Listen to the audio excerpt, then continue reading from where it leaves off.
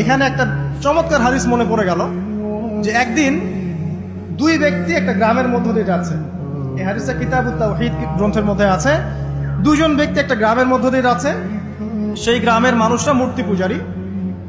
তো ওদের পথ আটকে দিল, দিয়ে বললো যে তোমরা যেতে পারবে না সামনে যতক্ষণ না আমাদের এই দেবতার সামনে কিছু না কিছু উৎসর্গ করছো। ঠিক আছে? একজন বললো যে আমি কিচ্ছু দিতে পারবো না, কারণ আমি তাওহীদপন্থী মানুষ, আমি কিছুই দিব না, আমি কোনো মূর্তির সামনে কোনো নজর মানত পেশ করবো। তখন তাকে চাপ প্রয়োগ করা হচ্ছে যে একটা মাছির দানা হলেও দিতে হবে। সে বলল আমি মাছির দানাও দিব। তখন তারা সবাই মিলে তাকে ধরে হত্যা করল। নবী সাল্লাল্লাহু আলাইহি ওয়াসাল্লাম বলছেন এই ব্যক্তি জান্নাতে চলে গেল। আর যে দ্বিতীয় বন্ধু, সেই বন্ধু বলছে আমার কাছে কিছু দেওয়ার নাই। তখন তাকে ফোর্স করা হচ্ছে একটা মাছি হলেও দিতে হবে। তখন সে একটা মাছি কুরবানি করলো, ওই স্ট্যাচুর জন্য একটা মাছি উৎসর্গ করলো।